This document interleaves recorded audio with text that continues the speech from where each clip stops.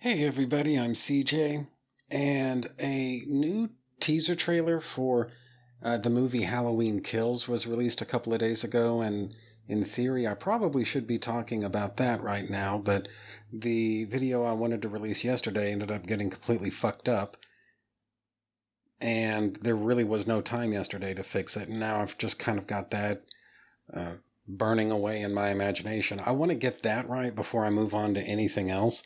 So, right, wrong, or indifferent, I want to talk about Superman Returns. And I got to tell you, I'm a Superman fan from way back. And this was a movie that, just as a fan, as a Superman fan, it's weird sometimes to think about how these movies that we watch, or TV shows that we watch, or comic books that we read, or just whatever, how they can cause us pain. But this one did.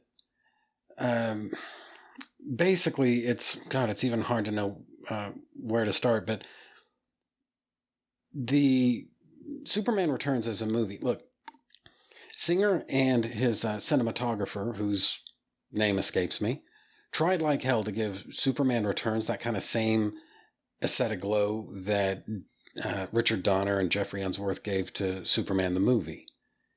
And if you ask me, at least, they failed miserably, and the movie looks basically like sludge.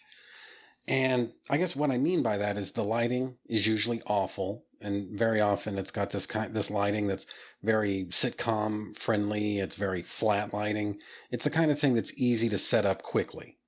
Now, the TV show Smallville was nearing its visual zenith when Superman Returns debuted in theaters, and I think it's pretty sad that Smallville, a weekly TV show which is produced for a fraction of the budget of Superman Returns, looks infinitely better than Superman Returns, the multi-$100 million so-called blockbuster.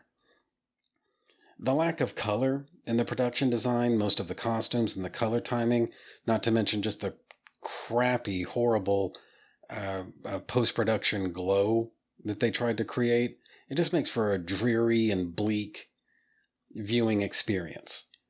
And I'm one of the people in the room. I've never been a fan of Brandon Routh. I've always thought that he was horribly, woefully, hilariously miscast as Superman. But I gotta tell you, casting him as Superman is like casting Marlon Brando as Vito Corleone compared to how horribly miscast Kate Bosworth was as Lois Lane. I mean, I can't buy Kate Bosworth at that age as Lucy Lane, much less Lois Lane. But that kind of speaks to a sort of a larger issue going on with the movie where the entire cast is probably about 15 or 20 years younger than the narrative wants them to be. And it's obvious why. They want to make sequels, but implicitly, the story wants Superman to be somewhere in his maybe early 40s. Same thing with Lois. Perry and Lex should be somewhere in their 60s. And I guess Jimmy should be somewhere in his upper 20s or lower 30s. And yet, Brandon Routh is not radically older than Sam Huntington, who played Jimmy. And it's one of those things where the numbers and the ages of all the different characters just do not add up at all. The Superman uniform that's used in the movie is also a disaster. It's the most, now to be fair, it is the most colorful element of any scene where it's featured, but that's just not saying very much. It, again, to just kind of shout out to Smallville. Smallville used the Superman Returns uniform as a prop in season 10, and I'm always kind of struck by how Smallville's post-production team improved the coloring of the Superman Returns suit in post-production. So, should tell you a lot right there. Giving Superman a son, as Superman Returns does, is a powerful dramatic moment, but the problem is that it kills the core of Superman mythos, at least the classic mythos. So it's impossible to tell a conventional Superman story where Superman and Lois both know that Jason is their son. Lois is irresponsible if she continues intentionally putting herself in harm's way, as is her trademark. And Superman is irresponsible if he doesn't take an active hand in the child's upbringing, even though doing so essentially requires him to be kind of a homewrecker. So giving the character a child, as we see in Superman Returns, maybe that's what you should do to finish the story, rather than launch a whole new series. Now, Superman Returns was the first live-action Superman film in nearly 20 years up to that point, and filmmaking technology had radically improved since Superman 4, the last movie.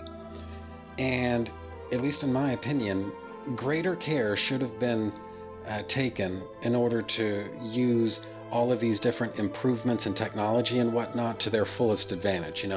Plenty of glory shots of Superman using his powers and flying around, but at least in Superman Returns, that rarely happens. Even the big climactic destruction of Metropolis sequence, that didn't really amount to much more than a couple of broken windows, the Daily Planet globe toppling, and then a gas main exploding. It's like, really? An entirely new landmass is growing off the coast of Metropolis, and that's it? Metropolis looks better while a brand new continent is growing less than 10 miles away than landlocked Portland looks right now. Anyway, the real tragedy of Superman Returns is that there's a good, or maybe even a great movie hiding somewhere in the core premise where Superman comes back, only to discover that the world has adjusted to and accepted his disappearance. Now, I don't believe that Singer has ever had the perspective, the seasoning, or the life experiences to tell that story authentically, but I maintain there's a lot of mojo to that basic concept, and none of it gets explored. The world at large seems to have easily adjusted to Superman's absence, and then when he returns, they seem to easily adjust to him being back. There's no questioning, no lack of trust, no need to win anybody over, no need to explain himself, nothing. Literally the only holdout is Lois, but her stupid perspective is the world doesn't need Superman, and really only that because she feels rejected rather than because she earnestly believes that. And so once she finally changes her fucking tampon, she welcomes him back too. So in the end, Superman's departure meant nothing, it cost nothing, and it resulted in nothing. So what if Superman returned only for the public to react initially with scorn? Something like, well, how long are you going to stick around this time? My sister died in a fire a couple years ago. Would have been nice, blah, blah, blah. And what if he discovered that Lex had already 100% rehabilitated his public image, and I don't know, maybe he's running for public office or something, and no one's really willing to point out that the guy is a criminal.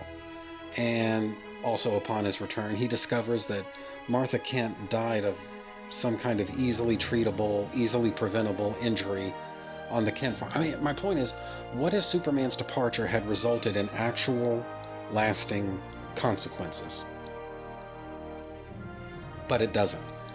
And all in all, I regard Superman Returns as one of the great missed opportunities in Superman's entire history. And it's a real shame that the movie is just as bad as it is, because, like I say, there's a lot of potential to this concept, and none of it really gets explored or examined, analyzed.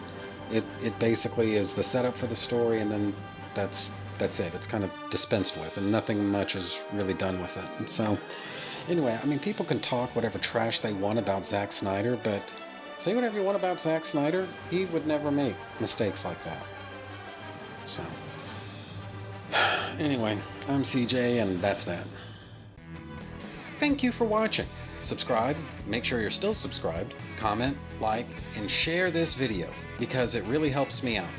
Also, you can find me on Twitter at Cole Loves Comics.